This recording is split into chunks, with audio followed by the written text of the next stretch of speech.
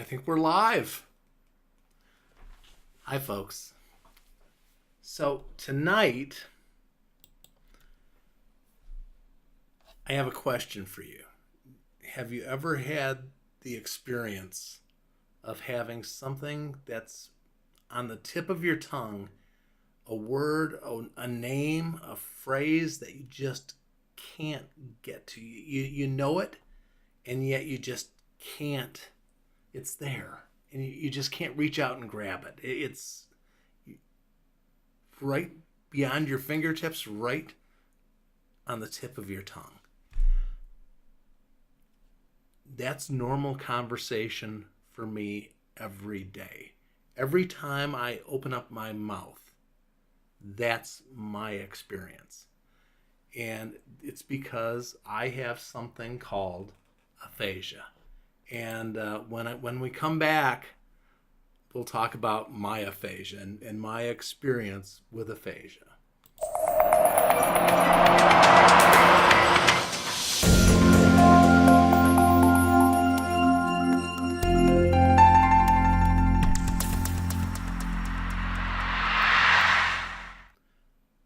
Normally, aphasia is a result of some sort of a brain injury. In my case, it was a clot in my neck. That's what the doctors think that's their best guess. And the clot moved to my brain and lodged in part of the brain that's called Broca's area. And it cut off blood to that part of the brain, and that part of the brain died. And Broca's area is one of the two main communication centers of anybody's brain. Broca's area is up in the frontal lobe on the left-hand side, and thankfully it didn't completely destroy my Broca's area, but it did damage, and that damage is lasting. You don't really heal.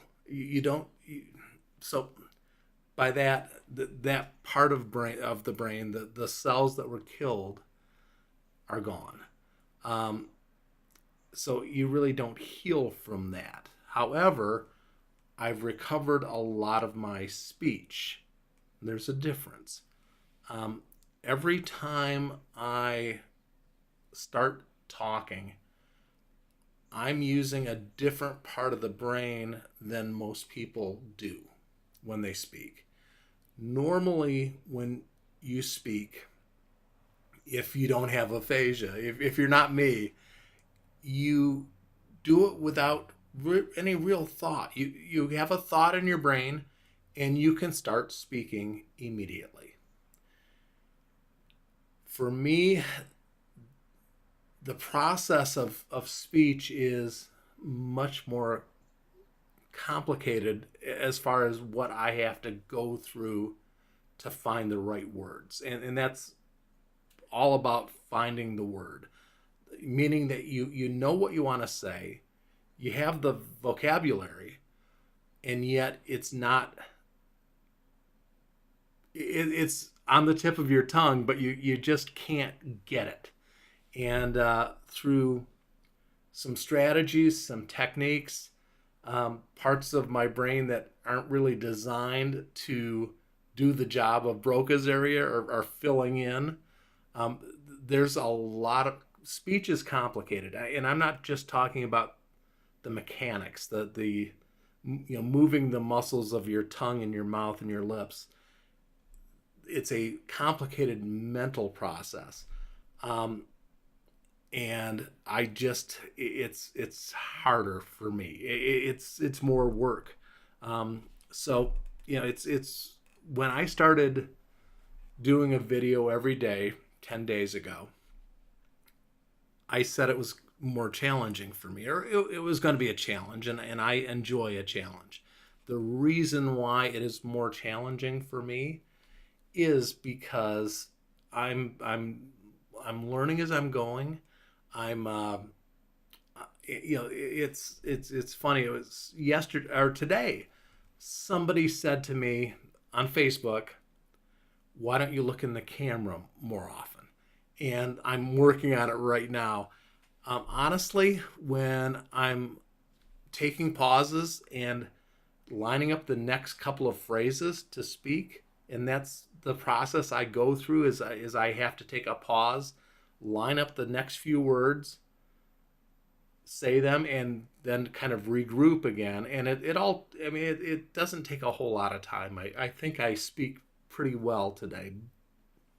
And yet, I mean, it's every time I go to talk, it's not easy. It's just, it's more work. It's work.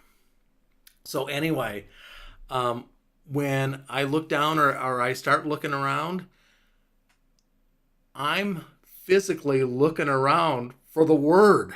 It's it's something. So that's my process of going through and finding the words to speak. 5 years ago, when I had my stroke, when the clot moved to my brain, I wasn't sure that I would ever be able to carry out a conversation. A lot of folks that suffer from aphasia, and I don't consider myself as somebody who suffers from aphasia. It's part of my life. But honestly, there are people that really suffer, that can't speak more than a few words. And those are hard. So, I mean, I consider myself lucky. It's simply a part of my life now that I have to speak slower. I have to concentrate more.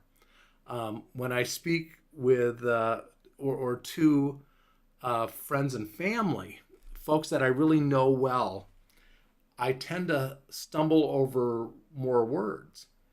And I think the surprising thing, it's not that I'm taking them for granted. I feel comfortable enough around them to speak faster. And I'm consciously slowing myself down speaking with you right now so I don't stumble over words. And I don't have to do that with friends and family. The other funny thing is, if I even have a couple of beers, this is the first one. If I have a couple of beers, the concentration is lessened, or I simply don't have the ability to speak as fluently after a beer or two.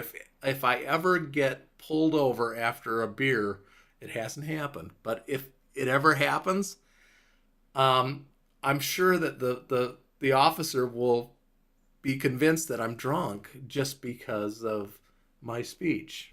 Well, honestly, I think I could sober myself up or concentrate for 5 minutes. I know I could do that. However, if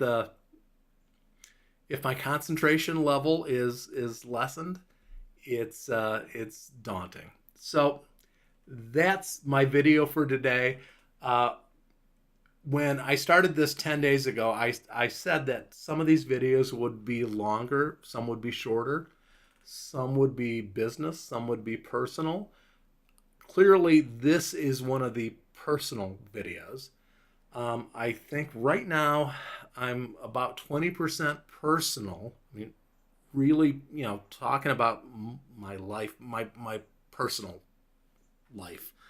10% so far has been me selling something. And I hopefully I'll keep that 10% or so and not let that increase, because I don't want to be that guy when I'm talking to friends. And the remainder, 60-70%, it'll be talking about things that I care about. So marketing, that sort of thing. Hopefully something that you'll find interesting, and not necessarily always personal, and certainly not always selling something to anybody.